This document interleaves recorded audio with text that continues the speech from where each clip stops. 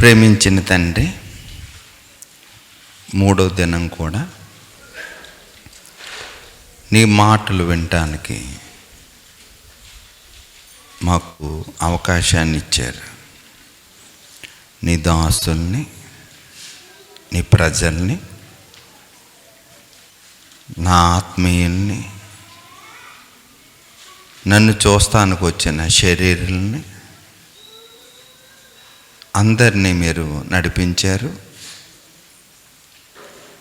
అందరినీ మీరు కాపాడుతున్నారు. నీ పరిశుద్ధాత్మలో రాయబడిన మాటలు వివరించడానికి నేను మాట్లాడలేను తండ్రి. మీ ఆత్మ మాట్లాడటానికి, మీ ఆత్మ శక్తిని, మీ ఆత్మ జ్ఞానాన్ని, దైవ జ్ఞానాన్ని నాకు మీరు ఇవ్వండి. యేసునామములో ప్రార్థించి స్తుతించి బతిమాలి వేడుకుంటున్నాను తండ్రి, ఆమేన్. ప్రియమైన దేవుని వారలారా,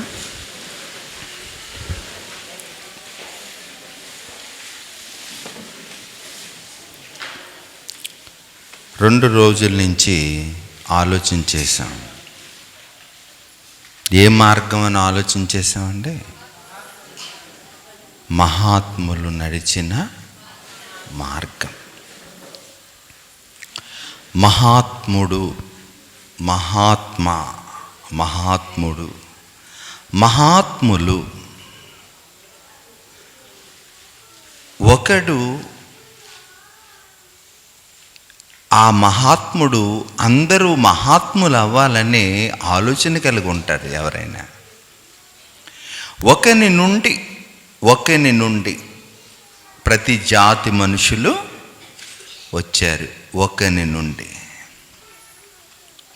అలాగే ఒకని నుండి పాపము వచ్చింది, ఒకని నుండి జీవము వచ్చింది. ఒక మహాత్ముడి నుండి పాపం వచ్చింది, అతను మహాత్ముడే. ఆది మానవుడు ఆదాము గారు. ఒక మహాత్ముని నుండి మనుషులకి ఏమొచ్చిందండి? జీవం వచ్చింది. జీవం రావటానికి ఒక మనిషి, జీవం పోవటానికి ఒక మనిషి. ఆలోచించేద్దామండి. జీవ మరణములు నాలుక వశములో, మన నోటిలో అవి దేవుడు ఉంచటం, అది అద్భుతం, ఆశ్చర్యం, ఈ ప్రపంచానికి అవసరం. ఆలోచించేద్దామండి. కీర్తనల గ్రంథం 1వ అధ్యాయం, కీర్తనల గ్రంథం 1వ అధ్యాయము 2వ వచనం.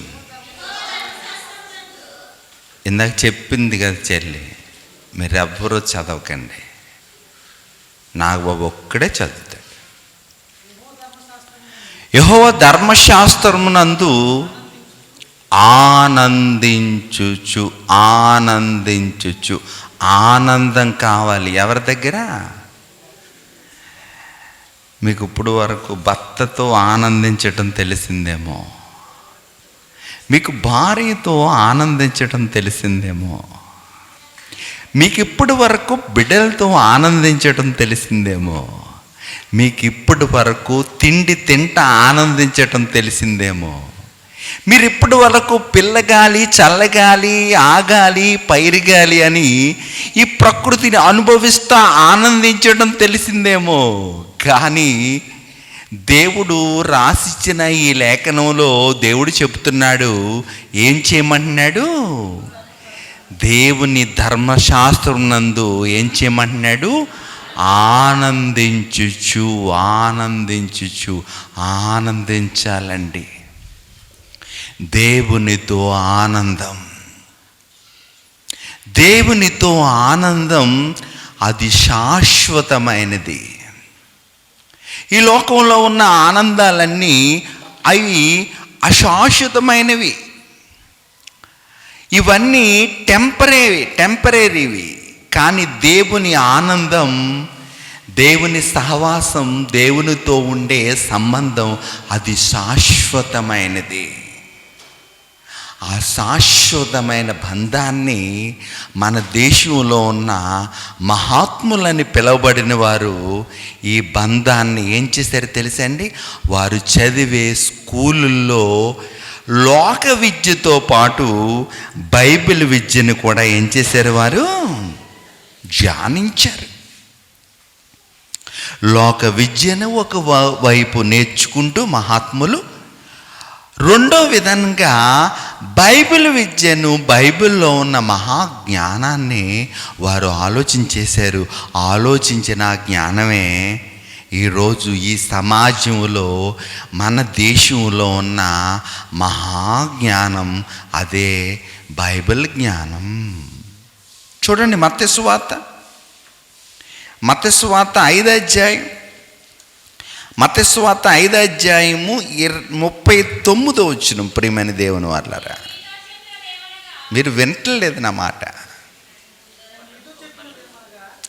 నేను మీతో చెప్పినది ఏమనగా, నేను మీతో చెప్పినది ఏమనగా, ఏమనగా ఎవరు చెప్తున్నారు తెలుసండి? సద్బోధకుడు. మేమంతా కాపీ చేసి చెప్తున్నాం. మేము గొప్పవారము అని మీరు అనుకోకూడదు, చెప్పే మేము కూడా అనుకోకూడదు. అందుకే చెల్లి అంత తగ్గించుకుంది, నేను ఎంత తగ్గించుకుంటున్నాను. నేను ఒక బోర లాంటి వాడనంతే. కానీ నన్ను వాడుకుంటున్న వాడు ఉన్నాడు చూసావా, ఆయన సద్బోధకుడు. ఆయన ఆత్మతో, దేవుని ఆత్మతో రాయబడిన లేఖనాన్ని అన్వేషణ చేసే ఒక స్పీకర్గా నన్ను చూడండి అంతే. మీరు ఆయన చెబుతున్నాడు, సద్బోధకుడు చెబుతున్నాడు. ఏమని చెబుతున్నాడు ఈ లోకానికి? ఆలోచించేస్తే ఏమంటున్నాడండి? నేను మీతో చెప్పినదేమనగా, దుష్టుణ్ణి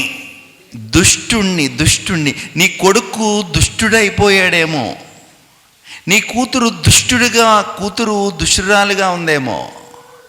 ఈ సమాజంలో దుష్టులు ఉన్నారు కనుక దుష్టుణ్ణి నువ్వేం చేయొద్దంటున్నాడు? దుష్టుడికి నీ బిడ్డలు ఎలా ఉండాలి తెలుసా? దుష్టుడికి నీ పిల్లలు ఎలా ఉండాలి? దూరముగా ఉండాలి. దుష్టుని సహవాసానికి నీ పిల్లలు వెళ్ళకూడదు. మరి ఎవరి సహవాసానికి వెళ్ళాలి? దేవుని సహవాసానికి వెళ్ళాలి నీ పిల్లలు. దేవుని సహవాసానికి వెళ్ళాలి అంటే నీ దగ్గర దుష్టుడు వచ్చినప్పుడు నీ వాణ్ణి ఏం చేయకూడదన్నాడు? ఎదిరింతే వాడు ఏం చేస్తాడు? నీ ఒంటి మీద దాడి చేస్తాడు, నీ సంఘం మీద దాడి చేస్తాడు, నీ ఇంటి మీద దాడి చేస్తాడు, నీ బిడ్డల మీద దాడి చేస్తాడు. వాడు ఎవరు? దుష్టుడు గనుక.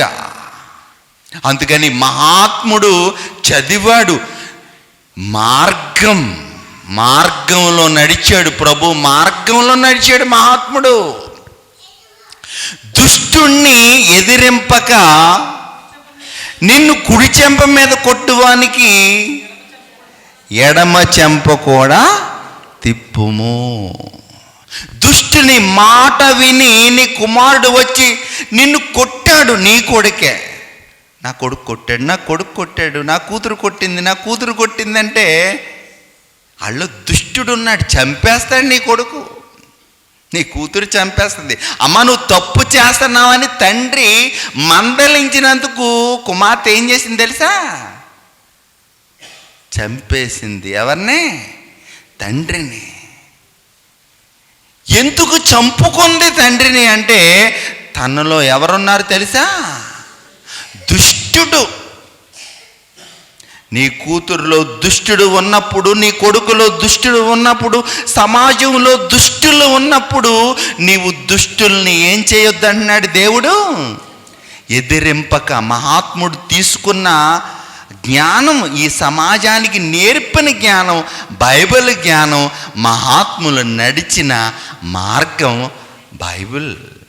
దేవుడు నిన్ను కుడి చెంప మీద కొట్టాడు, తెలియదు వాడికి నువ్వు మహాత్ముడు అని, వాడికి తెలియదు, వాడు దుష్టుడు గనుక నిన్ను కుడి చెంప మీద కొట్టాడు. ఎడమ చెంప కూడా ఇంకే గొడవ లేదు, కోర్టులు లేవు, ఏమన్నా శిక్షలు ఏమైనా ఉన్నాయా? ఏమీ లేవు. శిక్ష నువ్వే వేసేసావు. ఎవరికి? దుష్టుడికి. కొట్టగలదురా? నేను గొడవ పెట్టుకోవాలని వచ్చాను, వీళ్ళని బయటికి లాగాలని చూస్తాకొచ్చాను, ఏదో రకంగా బయటికి లాగాలి అని నేను తిరుగుతున్నాను. వీళ్ళేంటి, వీళ్ళు వచ్చేలాగా లేరు అని ఇంకో చెంప మీద కొట్టలేడండి. ఏం చేస్తాడు? అదే చూపించాడు మహాత్మా గాంధీ. మన దేశంలో ఉన్న విదేశీ దుష్టులకి అదే చూపించాడు, మహాజ్ఞానం చూపించాడు. మీరు చంపేస్తే చంపేయండి, కానీ మా దేశాన్ని మాకు వదిలిపెట్టి వెళ్ళిపోండి. మార్గంలో నడిచాడు ఆయన. కానీ ఈరోజు మార్గం తప్పి తిరుగుతుంది జాతి. ఏ జాతి అది? దేవుని మాట వినని జాతి. 38 చదవండి ప్రియమైన దేవుని వారలారా. కంటికి కన్ను,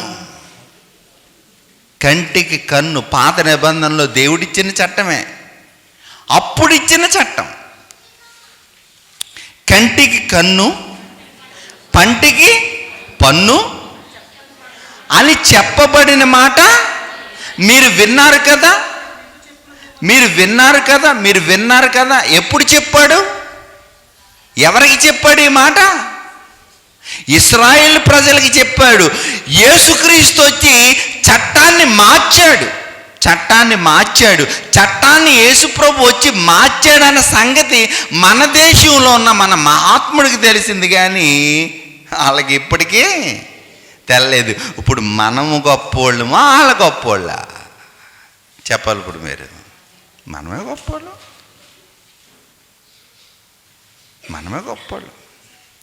చట్టాన్ని మనం గౌరవిస్తున్నాం, ప్రభువును గౌరవిస్తున్నాం, మనం ఏమైపోయాం? గొప్పోళ్ళం అయిపోయాం. చూడండి లోకాసువార్త 23వ అధ్యాయము 32వ వచనం. లోకాసువార్త 23వ అధ్యాయము 32వ వచనం చదవండి. తేబడిరి వారు నేరము చేసిన వారు. చూడండి పరిశుద్ధాత్ముడు ఎలా రాస్తున్నాడు. వారు ఏం చేసిన వారు? వాళ్ళిద్దరూ ఏం చేసిన వారు? నేరము చేసిన వారు. మన ప్రభు నేరం చేశాడా? చేయలేదు. అండర్లైన్ చేసుకోండి మీరు. వారు నేరము చేసిన వారు. మన ప్రభు నేరము, ఏ నేరము చెయ్యని వాడు, పరిశుద్ధుడు. లోకాసువార్త 23వ అధ్యాయము 33వ వచనం. వచ్చినప్పుడు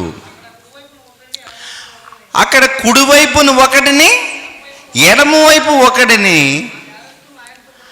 ఆ నేరస్తుల్ని, మళ్ళీ ఇక్కడ ఏమన్నాడు చూడండి, ఆ నేరస్తుల్ని, అంటే ఈయన నేరస్తుడు కాదు,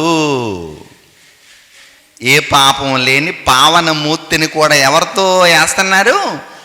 ఆ నేరస్తులు. ఆ నేరస్తులతో ఈయన ఎందుకు వేస్తున్నారంటే అక్కడ కూడా ఈయనకి ఏముంది? అక్కడ కూడా ఏముంది తెలుసా? అక్కడ కూడా పరీక్ష ఉంది ఈయనకి. సహించాలి ప్రభు. సహించాడా లేదా? ఓ పక్క దొంగ ఏమంటున్నాడు? నువ్వు దేవుడివైతే నన్నేం చేయి, నిన్ను నువ్వు రక్షించుకో, నన్ను రక్షించి అంటున్నాడు. మరి పక్క దొంగ ఏమంటున్నాడు? ఏమండి, మరి పక్క దొంగ ఏమంటున్నాడు? మీకు అదంతా తెలుసు కదా. అయితే రెండో వాడు గద్దించి సువార్త చేస్తున్నాడు. ఎవరికి సువార్త చేస్తున్నాడు తెలుసా? ఆ దొంగోడికి సువార్త చేస్తున్నాడు. ఆ దొంగోడికే కాదండి, చదువుకుని వినే వాళ్ళందరికీ సువార్త చేస్తున్నాడు. ఎవరు సువార్త చేస్తున్నారు తెలుసా? గుడ్డోడు సువార్త చేశాడు యూదులకి. ఏమండి? గుడ్డోడు సువార్త చేశాడు. చేపలు పట్టుకునే విద్యలేని పామరులు సువార్త చేశారు. సమరయ స్త్రీ సువార్త చేసింది. ఇక ఎలా చూసుకుంటా ఉంటే అందరూ యేసుక్రీస్తు గురించి వారి జీవితాలు సమర్పించినట్లుగా లేఖనంలో మనం చూస్తున్నాం. ఇప్పుడు దొంగోడు సువార్త చేస్తున్నాడు. అయితే రెండో వాడు వారిని గద్దించి, నీవు అదే శిక్షావిధిలో ఉన్నావు గనుక నీవు ఇప్పుడు కూడా ఎవరికి భయపడవా? దేవునికి భయపడవా? నీవు ఇప్పుడు కూడా దేవునికి భయపడవా? ఇది మనకైతే మన ఇద్దరం ఎలాంటి వాళ్ళురా? మనం చేసిన ఎలాంటి భయంకరమైన పనులు చేసాం, మనకి న్యాయమే కానీ ఏమండి ఈయన ఏ తప్పిదము చేయలేదు. ఈయన ఏ తప్పిదము, అండర్లైన్ చేసుకోండి, ఒక దొంగోడు ఈయన ఏ తప్పిదము చేయలేదు. ఈ బొడ్డోడినోడు ఏదో అంటే ప్రభువుని, అది మీరు కాపీ చేసుకుని ఇలా అన్నాడు మా ప్రభువుని, ఇలా అన్నాడు మా ప్రభువుని, ఇలా అన్నాడు మా ప్రభువుని అని అందరికీ ఎందుకు చెప్తున్నారు? ఆడి స్టడీ ఎంత, ఆడి స్టాండర్డ్ ఎంత, ఆడి బ్రతుకు ఎంత?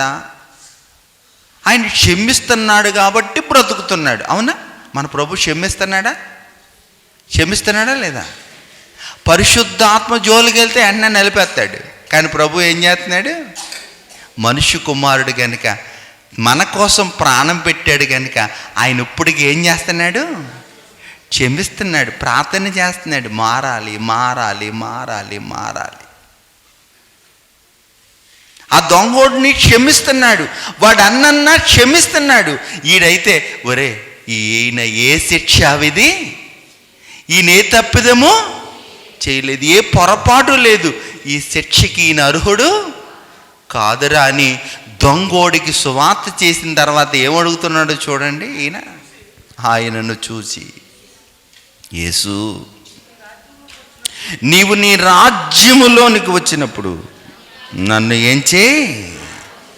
జ్ఞాపకము చేసుకో, నన్ను ఒకసారి జ్ఞాపకం చేసుకో ప్రభువా. నీ రాజ్యము, నీ నీతి, నీ విధానము, నీ లోకము, నీది ఎంతో వీడికి తెలుస్తులేదు ఈ దొంగోడికి. కానీ నీ నెట్వర్క్ ఎంతో నాకు తెలుసు ప్రభువా. నీవు నీ రాజ్యంతో వచ్చినప్పుడు నన్ను ఏం చేయి? ఈ దొంగోడు చేసిన దోషల్ని సహించాడు, ఆ దొంగోడు చేసిన సువార్తని అంగీకరించి పనివాడు జీతానికి పాత్రుడని నీవు నాతో కూడా ఎక్కడుంటావు? నీవు నాతో కూడా పరలోకానికి ముందు పరదేశి కాబట్టి నీవు నాతో కూడా పరదేశిలో ఉందువు అని నిశ్చయముగా మార్గమైన, సత్యమైన, జీవమైన యేసుక్రీస్తు వారు ఏమిచ్చేశారండి? ఏమిచ్చేశాడు దొంగోడికి? పరలోకం ఇచ్చేశాడు. ప్రియమైన దేవుని వారలా ఆలోచించేయండి. లేఖనం ఎంత గొప్పది. లేఖనాన్ని ఆలోచిస్తే మనం ఎంత గొప్పోళ్ళం అవుతాం. మనం ప్రతి ఒక్కళ్ళము మహాత్ములుగా అవ్వాలని, కారణజన్ములుగా బ్రతకాలని ఆయన ఎంత ఇదిగా 66 పుస్తకాల్లో ఏ తండ్రి రాసి ఇవ్వని ఈ స్వర్గలేఖని రాసిస్తే ఏమనుకుంటున్నాం? మనం ఆయన చెప్పిన మాటను మనం అంగీకరిస్తున్నామా? ఆలోచన చేస్తున్నామా?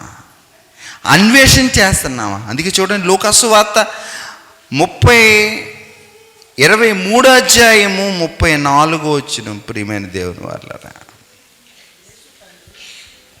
యేసు తండ్రి వీరేమి చేయుచున్నారు? తండ్రి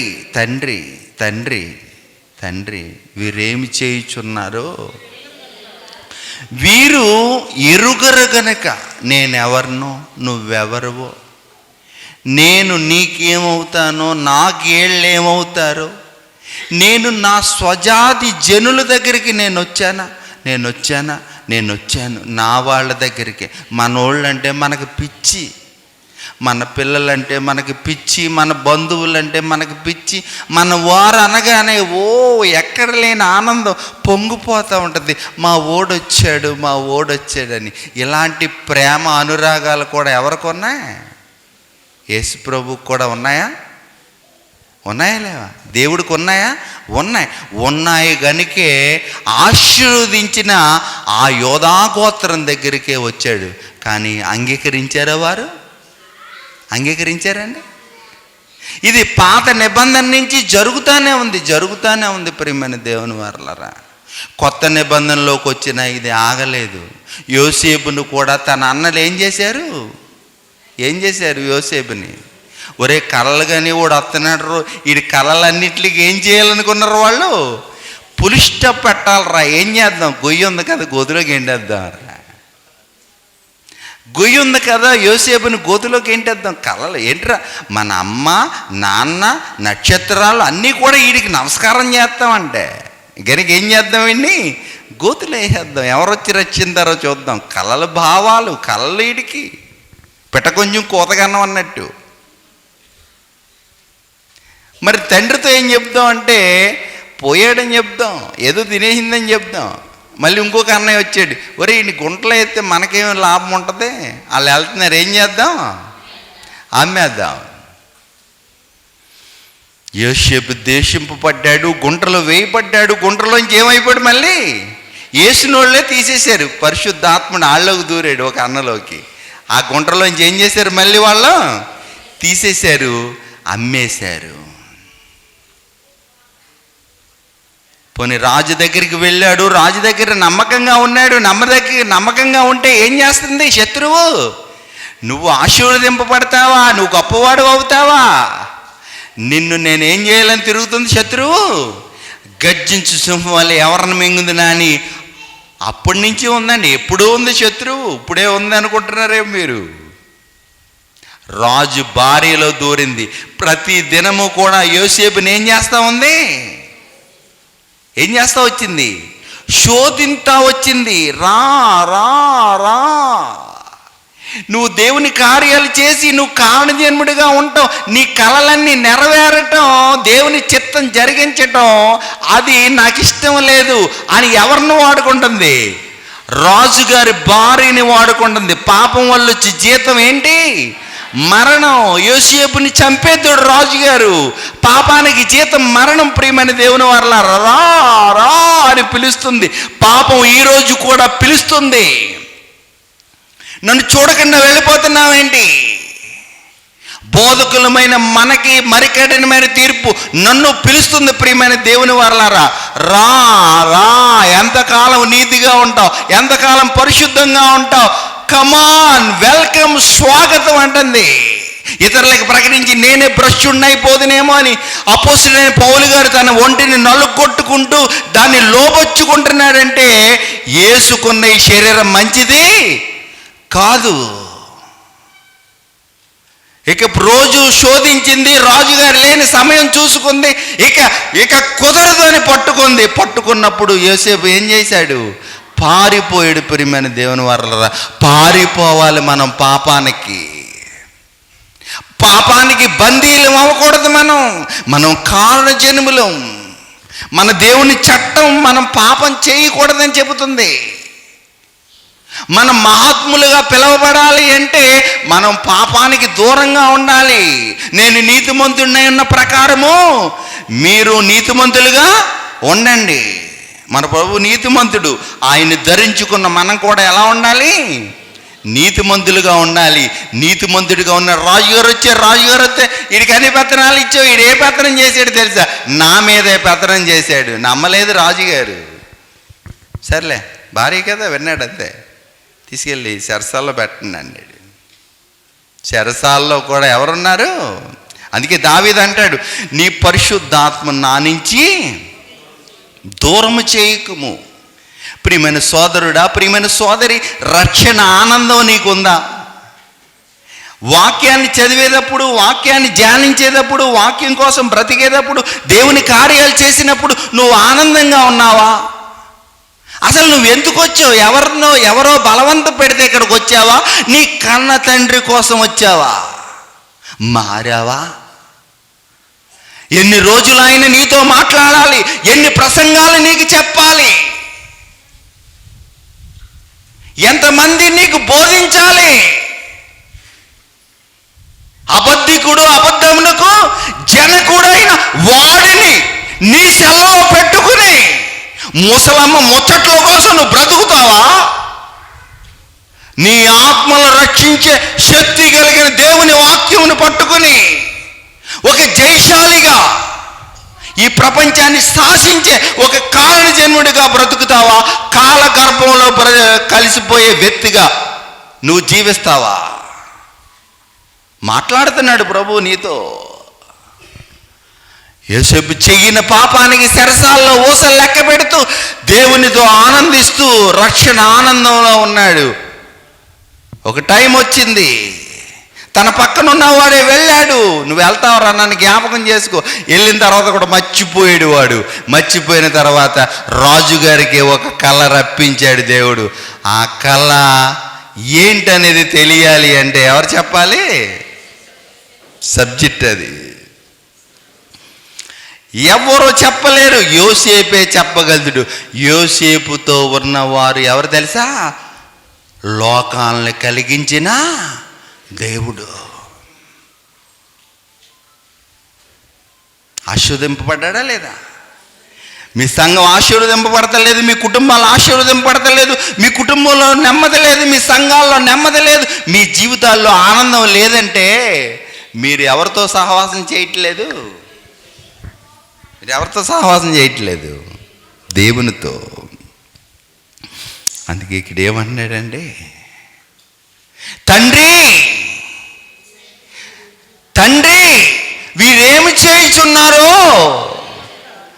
వీరు ఎరుగురు గనుక వీరిని ఏం చేయి తండ్రి? క్షమించయ్యా, క్షమించు. మహాత్ముని చంపేశారు, మహాత్ముడు మంచివాడు కనుక ఏమన్నాడు తెలుసా?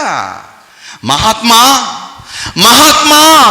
నిన్ను చంపిన వాడిని ముక్కల కింద మేము నరికి ఆడి ముక్కలు పెట్టి నిన్ను కాల్చాలనుకుంటున్నాం. మహాత్మా ఏమంటారు? మహాత్మా మీలాంటి వాడిని మేము కోల్పోతున్నాం, మా దేశం కోల్పోతుంది. మహాత్మా ఏం చేయమంటారు? మహాత్మా ఏం చేయమంటారు? మహాత్మా అంటే ఏమన్నాడు తెలుసా? మహాత్ముడు ఏం చేయమన్నాడు? చదువుకున్నారు కదా, వాడిని ఏమి వాడు నా విలువాడికి తెలియలేదా, వదిలేయండి అన్నాడు. ఈ జ్ఞానం ఎక్కడి నుంచి వచ్చింది మహాత్ముడికి? బైబిల్. దేవుని జ్ఞానం, బుద్ధి, జ్ఞానములు, సర్వసంపదలు ఎక్కడున్నాయి? ఆయన యందు ఉన్నాయి. ఆయన సంపద, ఆయన జ్ఞానము, ఆయన లేనిదే ఏది మనకి లేదు. ప్రియమైన దేవుని వారలారా, ఆయన జ్ఞానాన్ని మనం నేర్చుకుంటున్నాం. ఆలోచించేద్దాం. ప్రకటన గ్రంథం 5వ అధ్యాయం, ప్రకటన గ్రంథం 5వ అధ్యాయము 2వ వచనం 3వ వచనం చదవండి. మరియు దాని ముద్రలను తీసి ఆ గ్రంథం ఇప్పుటకు యోగ్యుడు ఎవరని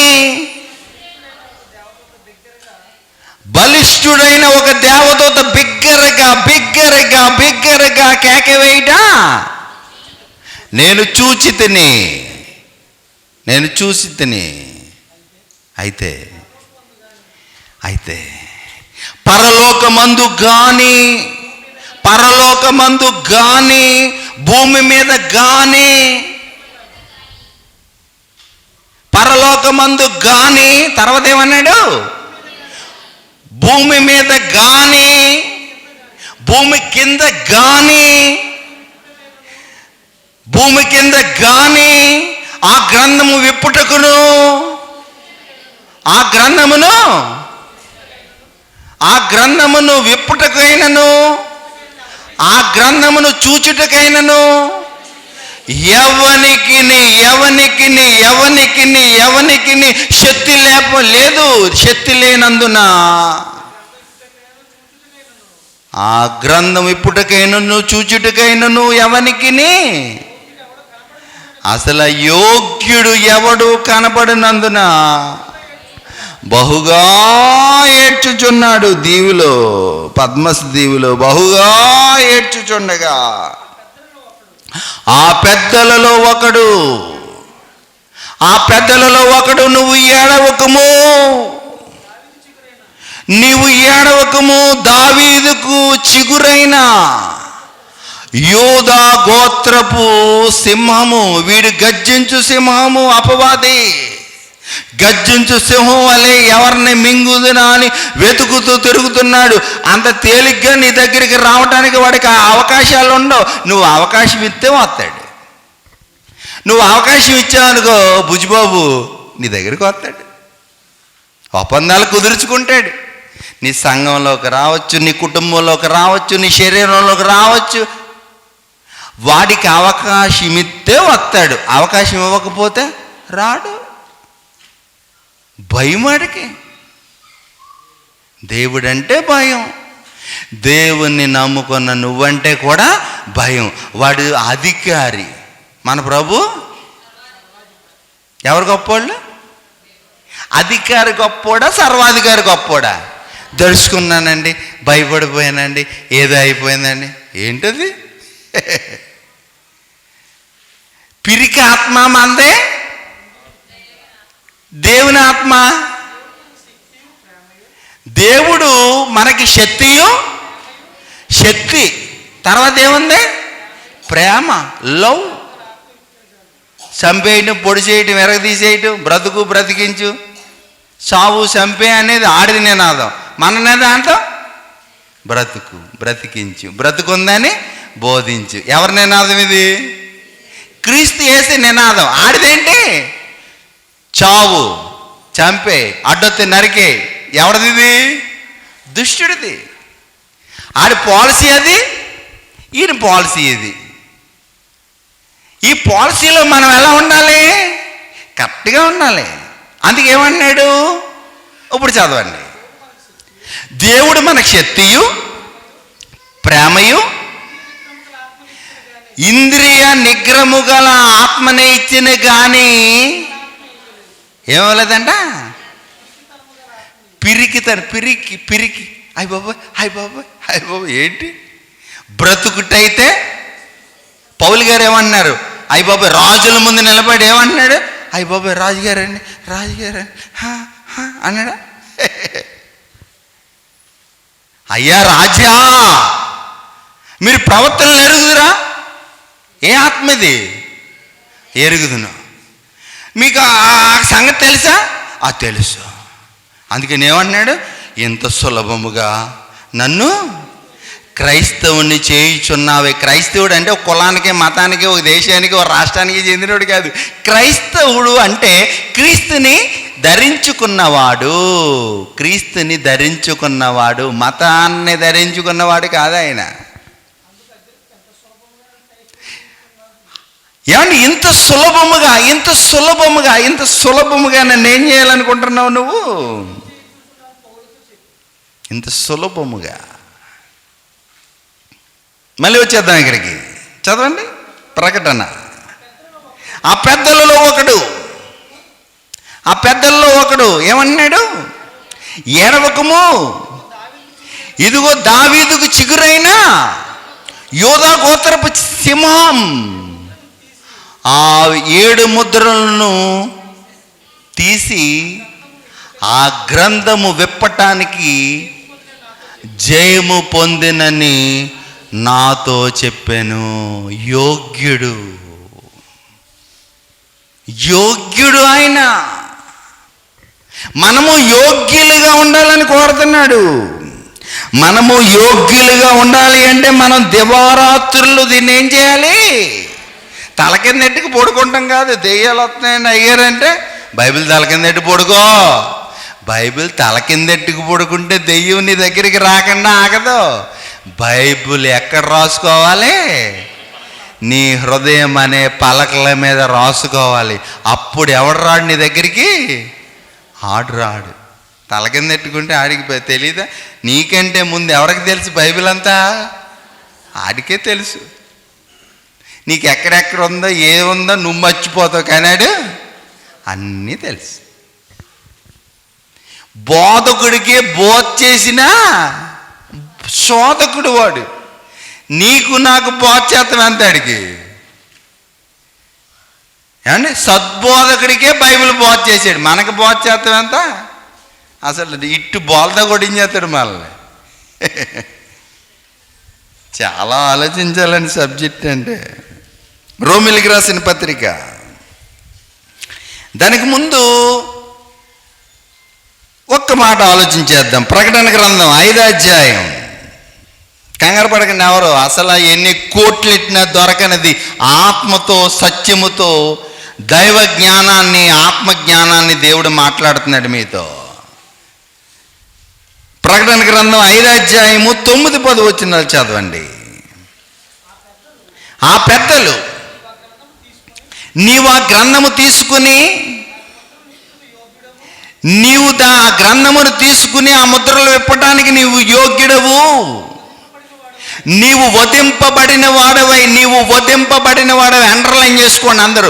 నీవు వధింపబడిన వాడవై పాపము లేని పావన మూర్తివి. నీవు పాపమైనను పాపపు ఛాయైనను నీలో లేని నీవు మా కోసం వధింపబడిన వాడవై నీ రక్తం ఇచ్చి, అండర్లైన్ చేసుకోండి, నీ రక్తం ఇచ్చి ప్రతి వంశములోనూ, ఆయా భాష మాట్లాడు వారిలోనూ, ప్రతి ప్రజలోనూ, ప్రతి జనములోనూ దేవుని కొరకు మనుషులను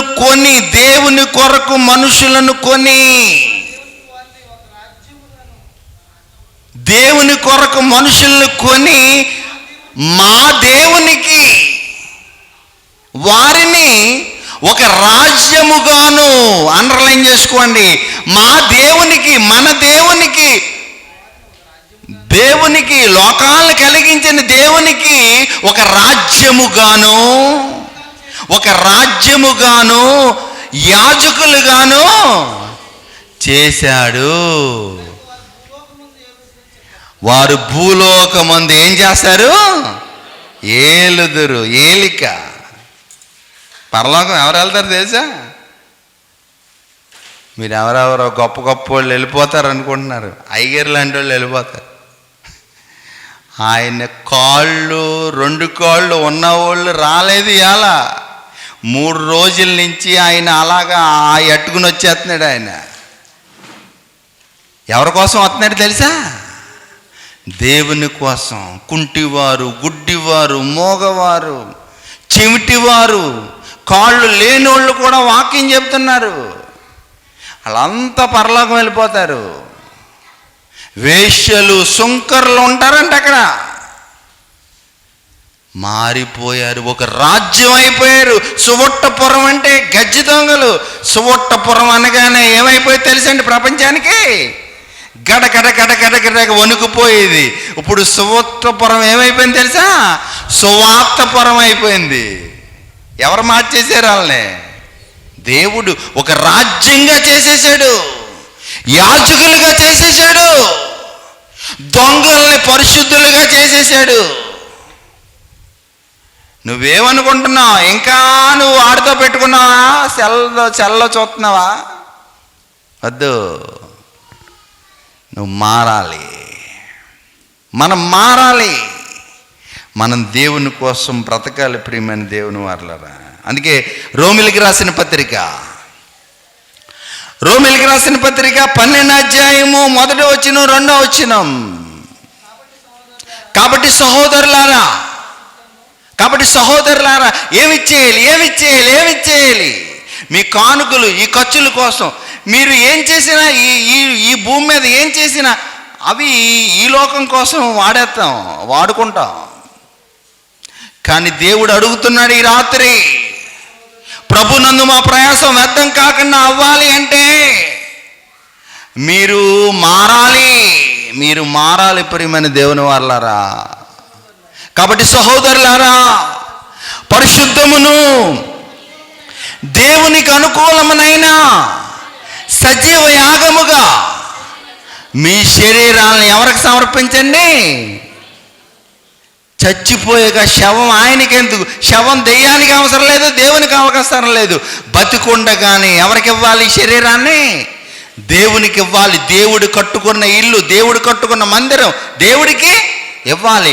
దేవుడికి ఇవ్వాలి అంటే మీరు ఏమవ్వాలి? చదవండి, చెప్తున్నాడు అక్కడ. సజీవ యాగంగా మీ శరీరాన్ని ఆయనకి సమర్పించండి అని దేవుని వాత్సల్యతను బట్టి మిమ్మల్ని బ్రతిమాలుకుంటున్నాను. ఇట్టి సేవ మీకు యుక్తమైనది. చదవండి ఇంకా. మీరు క్రైస్తవులైన మనము లోక మర్యాద ఉంది.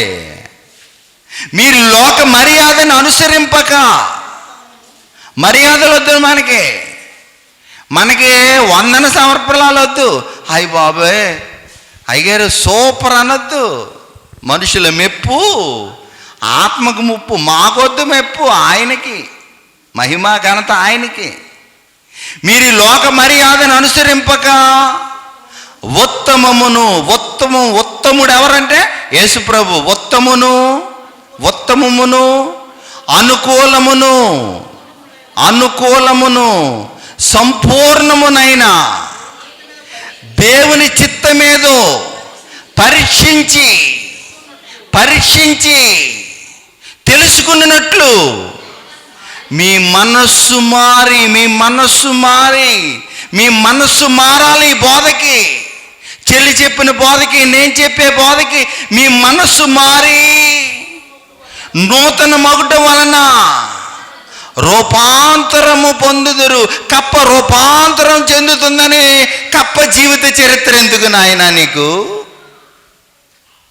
గొంగళ పురుగు ఏం చేస్తుంది? సీతాకోక సిలుగ్గుగా మారుతుంది.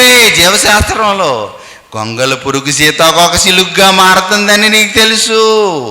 కప్ప తోక ఎలా ఉంటుంది? ఎలా ఉంటుంది? చేప పిల్లలా ఉంటుంది కప్ప.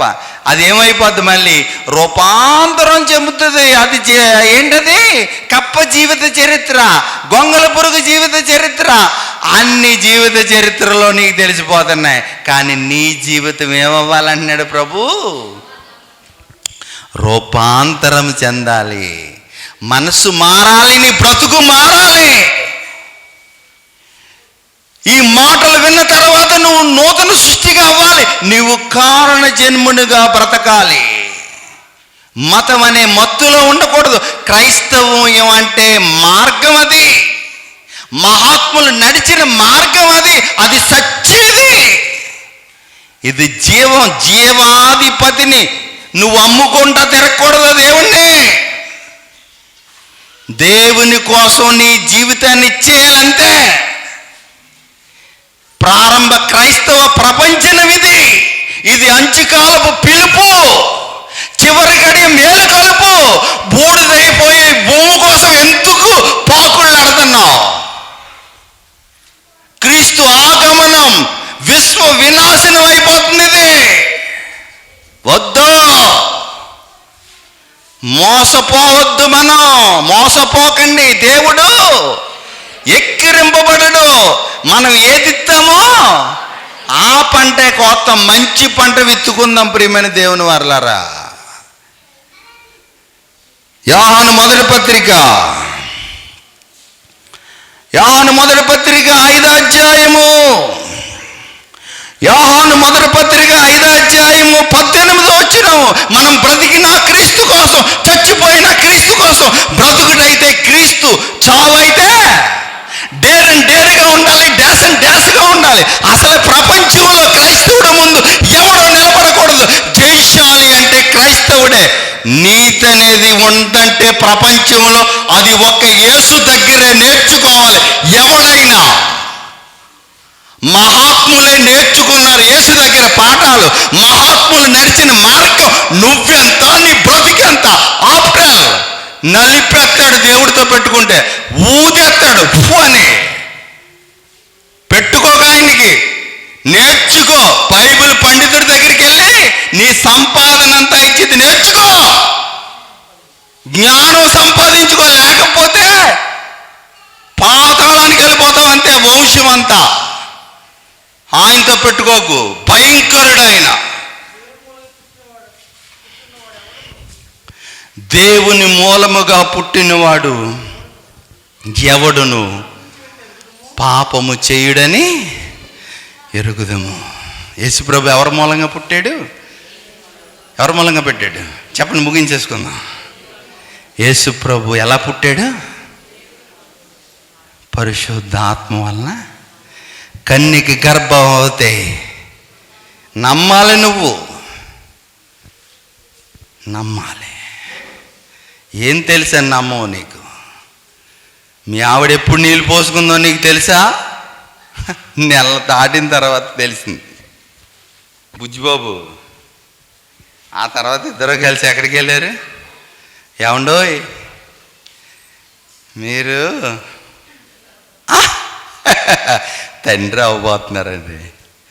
నాకు డౌట్గా ఉంది, ఒకసారి ఎక్కడికి వెళ్దాం? హాస్పిటల్కి వెళ్ళి చెక్ చేయించుకుందామా? 2 నెలలు వచ్చేసిందండి. సర్లేండి వెళ్దాం. వెళ్ళి చెక్ చేసుకున్న తర్వాత నెల దాటిన తర్వాత తెలిసింది నువ్వు తండ్రి అవుతున్నావు, ఆవిడ తల్లి అవుతుందని. వైద్య శాస్త్రానికి అప్పుడు చెప్పింది. అదేనా డౌటే? ఏం తెలియదు మనిషికి. కానీ ఈ లోకానికి వచ్చిన యేసుప్రభు ఎలా వచ్చాడు? పరిశుద్ధుడు. అందుకే ఇది మనసులో పెట్టి చదవండి. ఇప్పుడు దేవుని మూలముగా పుట్టినవాడు పాపము చేయుడని ఎరుగుదము. దేవుని మూలంగా పుట్టిన యేసుప్రభు పాపం చేస్తాడా? నువ్వు పాపం చేసావంటే, నేను పాపం చేశానంటే, మనుషులు పాపం చేసావంటే అది రీజన్ ఉంది. ఆయన్నే నువ్వేదో అనుకుంటున్నావంటే, పచ్చగా ఊరిలో లోకం అంతా పచ్చగా అన్నట్టు నువ్వే అంత చేయి అంతే. అలా ఉన్నావరా బాబు, మహాత్ములు పుట్టిన దేశంలో పుట్టి. దేవుని మూలంగా పుట్టినవాడు పాపం చేయడని ఎరుగుదము. దేవుని మూలముగా పుట్టినవాడు తన్ను తాను ఏం చేసుకుంటాడంట? భద్రము చేసుకును గనుక దుష్టుడు వానిని మొట్టడు. దుష్టుడు నీ దగ్గరికి వస్తానికి ఎవరికి భయం? అయ్యి బాబు ఎవరున్నారు ఆడి దగ్గర? దేవుడున్నాడు. దేవుడు మూలంగా పుట్టాడు. దేవుడు మూలంగా యేసుప్రభు పుట్టాడండి. మనం ఎలా పుడతామంటే, మనం దేని వల్ల పుడతామంట? వాక్యము ఎవరికి వచ్చునో వారు ఏమన్నారు? యేసుప్రభు అన్నాడే, నేను అన్నానా? చెప్పరేటి? మీకు వాక్యం వచ్చేసింది అనుకో, మీరెవరు? దేవుని మూలంగా యేసుప్రభు పుట్టాడు. యేసుప్రభు నమ్ముకున్నాం, క్రీస్తులోనికి బాప్తిజం పొందిన మనం అందరం క్రీస్తుని ధరించుకున్నాం. మనం ఎలా పుట్టాం? అంతేనా? క్రీస్తుని ధరించుకుంటే ఇప్పుడు క్రీస్తుకి దేవుడికి పుడితే మనం ఆరుకు పుట్టాం. ఎలా పుట్టాం? తండ్రి యొక్కయు కుమారుని యొక్కయు పరిశుద్ధ ఆత్మలోనికి ఏం పొందాం? బాప్తిజం పొందాం. ఏమైపోయాం? చచ్చిపోయాం. ఎలా ముంచేస్తారు అయ్యగారు? ముంచేశారు. ఎలా లేచావు? ఇప్పుడు ఎవరు లేచారు? ఇప్పుడు పాతోడు చచ్చిపోయాడు, కొత్తోడు వచ్చాడు. ఎవరి మూలంగా పుట్టావు? ఇప్పుడు నువ్వు క్రీస్తు మూలంగా పుట్టావు. ఇప్పుడు క్రీస్తు మూలంగా పుట్టి క్రీస్తు సహవాసం చేస్తున్నావు అనుకో, నీ దగ్గరికి ఎవరు రారు? దుష్టుడు వాణ్ణి ముట్టడు. దేవుని మూలముగా పుట్టినవాడు తన్ను తాను భద్రం చేసుకుంటాడు. ఏమన్నా భద్రం చేస్తాడు? మనమే. మనం భద్రం చేసుకుంటే ఎవరు ముట్టరంట మనల్ని? దుష్టుడు మన దగ్గరికి, దుష్టుడు మనకు దూరంగా ఉంటాడు. మన దగ్గర ఎవరున్నారు? దేవుడు ఉన్నాడు. దైవాలుగా అయిపోయాం. ఇంకా చూద్దాం, యోహాను మొదటి పత్రిక 3వ అధ్యాయము 9వ వచనం. యోహాను మొదటి పత్రిక 3వ అధ్యాయము 9వ వచనం. దేవుని మూలముగా పుట్టిన ప్రతి వాణిలో, దేవుని మూలముగా పుట్టిన ప్రతి వాణిలో, మీరు మతంలో ఉంటే మీకు ఈ బేజం ఉండదు. మతంలో ఉంటే మారండి, మార్గంలోనికి రండి. దేవుని మూలముగా పుట్టిన వానిలో వాని బీజము నిలుచును కనుక వాడు తప్పు చేయడు. ఈ చెయ్యి తప్పు చేయమంటది, కానీ అయ్య బాబాయ్ చేయకూడదు. ఈ కన్ను ఏమంటది? చూడు చూడు చూడు చూడు. ఎవడున్నారు చెప్పు? పాస్టర్ గారు ఏమైనా మంచోళ్ళు అనుకుంటున్నావా? ఆయన ఏమైనా మంచోడు అనుకుంటున్నావా? పర్లేదు అంటది. కానీ ఇప్పుడు ఎవరి దగ్గరికి వచ్చి మనం మంచిగా ఉండాలి? దేవుడి దగ్గరికి. దేవుడు మంచోడేనా? పవిత్రుడు, నిర్దోషి, పాపుల్లో చేరక ప్రత్యేకంగా ఉన్నాడు. ఇప్పుడు ఆయన ధరించుకున్న నువ్వు ఏం చేయకూడదు, నేనేం చేయకూడదు? పాపం చేయకూడదు. అది మనసులో పెట్టి చదవండి, ముగించేసుకుందాం, ఇంక తట్టుకోలేరు మనం. దేవుని మూలముగా పుట్టిన ప్రతి వానిలో వాని బీజము, దేవుని బీజము నిలుచును గనుక వాడు పాపము చేయడు. వాడు దేవుని మూలముగా పుట్టినవాడు గనుక పాపము చేయ జాలడు, తెగించలేడనమాట. ఎవరినైనా అన్యాయం చేయాలన్నా, ఎవరినైనా ఇచ్చేయాలన్నా, ఎవరినైనా ఇబ్బంది పెట్టాలన్నా ఎవరు ఒప్పుకోరు? మనల్ని దేవుడు ఒప్పుకోడు. మరి పుట్టారా దేవునికి? మీరు టెస్ట్ చేసుకోండి. ఇంకా మీ దగ్గర ఆడున్నాడా? అందుకే దేవుడు ఏమన్నాడు? మీరు దుర్బీజులే అన్నాడు. దుర్బీజమా మందే? దేవుని బీజమా? దేవుని బీజం మనలో ఉందనుకో, మనం ఏం చేయం ప్రియమైన దేవుని వారలారా?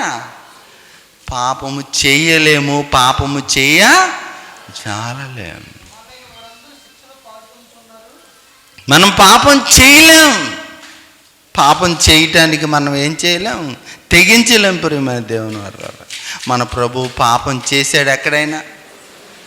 ఎవరిల్లైనా కూల్చేసాడా? ఎవరి సంఘమైనా కూల్చేసాడా? ఎవరికైనా అన్యాయం చేశాడా? చదవండి మీరు. ఆయన అందరికీ, ఆయన తండ్రి ఎలాంటి వాడు? యెహోవా అందరికీ ఉపకారి. యేసుక్రీస్తు అందరికీ ప్రభు, అందరికీ రక్షకుడు. ఎవరు ఆపదలో ఉన్న తండ్రి నా రక్షక అని పిలిచారనుకో, వస్తాడా? కాపాడతాడా లేదా? పిలవండి రాత్రి నుంచి.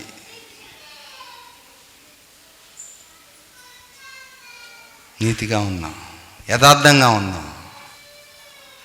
చచ్చిపోతా కూడా మహాత్ముడు ఏమన్నాడు? ఏం చేయొద్దాన్ని, అవునా? మహాత్ముడికి మార్గం చూపిన మన ప్రభు ఏమన్నాడు? తండ్రి వీరేం చేయుచున్నారో వీరెరుగురు కనుక వీరిని క్షమించమన్నాడు. క్షమించగలుగుతున్నావా? నీ భార్యను నువ్వు క్షమించగలుగుతున్నావా? ఒక భర్త వచ్చాడు, నాకు ఎన్నో కేసులు ఎలాంటివి తగులుతాయి. అన్నయ్య, నా ఎదురుగా నా భార్య ఏం చేస్తుంది? తప్పు చేస్తుంది, చంపేయాలనుకున్నాను, నీ సలహా కోసం వచ్చాను. చంపేయమంటావా? నువ్వు తప్పు చేసావు, నిన్ను చంపేయాలని ప్రభు అన్నాడు, చంపేయమంటావా నిన్ను అన్నాను. నిజమే అన్నాడు. నీ తప్పులన్నీ నాకు తెలుసు, నీకు తెలుసు. నిన్ను బాగు చేసుకుని కడుక్కుని సంఘంలో పెట్టాడు. ఆవిడ తప్పు చేస్తానికి కూడా కారణం నీ దగ్గర కూడా కొన్ని ఉన్నాయి. నేను అడిగాను ప్రశ్నలు, ఉన్నాయా? నీలో లోపాలు ఉన్నాయా? ఉన్నాయి. అప్పుడు నువ్వేం చేయి? నువ్వు ఆమెను క్షమించి, ఎక్కడ పబ్లిసిటీ ఇవ్వకుండా ఏం చేయి? ఆమె పాపము చేయకుండా నువ్వు కడుక్కుని ఎక్కడ పెట్టుకో? ఇంట్లో పెట్టుకో. నిన్ను నెత్తి మీద పెట్టుకుని పూజ చేస్తుంది. ఇద్దరు అబ్బాయిలు, వాళ్ళకి ఈరోజు సేవ చేస్తున్నారు వాళ్ళు. అప్పుడే చంపేశాడు అనుకో, ఆ బిడ్డలిద్దరు ఏమైపోతారు? అనాథలు అయిపోతారు. వీడెక్కడికి వెళ్ళిపోతాడు? సెంట్రల్ జైల్లోకి, రాజమండ్రి సెంట్రల్ జైల్లో చెప్పకూడదు తింటావరా అన్న. వద్దు వద్దు, కారులో ఎక్కించుకొని ఆనందంగా సేవ చేస్తున్నారు. ఆ కుటుంబాన్ని అలా నిలబెట్టింది నేను కాదు, ఎవరు తెలుసా? నా ప్రభు. నా ప్రభు ఇచ్చిన జ్ఞానంతో ఇలాంటి ఎన్నో కుటుంబాలు నిలబెట్టడానికి ఇది నా జ్ఞానం కాదు ప్రియమైన దేవుని వారలారా. ఎప్పుడో చచ్చిపోవలసిన నన్ను నా ప్రభువు కాపాడి నిలబెట్టాడు. అందుకే మీ సంఘాలకు వస్తున్నాం, మీ కుటుంబాలకు వస్తున్నాం, మీ జీవితాలు మార్చాలని మేము మీతో తిరుగుతున్నాం. మీ ఊర్లో సంఘం కట్టాలని, ఏదో మీ నుంచి ఆశించి మేము బాగుపడాలి అని కాదు ప్రియమైన దేవుని వారలారా. మీరు మారాలి, మీరు మార్పు చెందాలి. మీరు కారణ జన్మలుగా బ్రతికి నాశనానికి వెళ్ళిపోతున్నా, దుష్టుడు కబంధాస్తంలో నలిగిపోతున్నా, కొందరినైనా అగ్నిలోంచి లాగాలన్న ఈ చిన్న ప్రయత్నమే ఈ 3 రోజులు మీటింగు. దీన్ని అర్థం చేసుకుంటారో,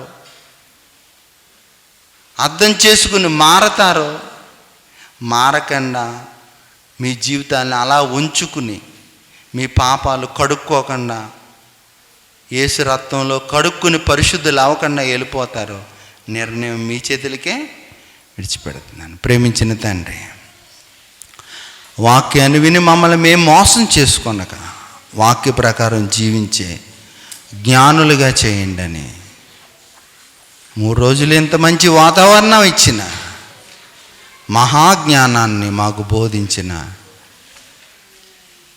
మహాజ్ఞాన సంపన్నుడు, శక్తి సంపన్నుడు, సర్వసంపన్నుడైన యేసుక్రీస్తు వారి ద్వారా ఈ ప్రార్థన, స్తుతి, ఆరాధన తండ్రికి సమర్పిస్తున్నాం తండ్రి.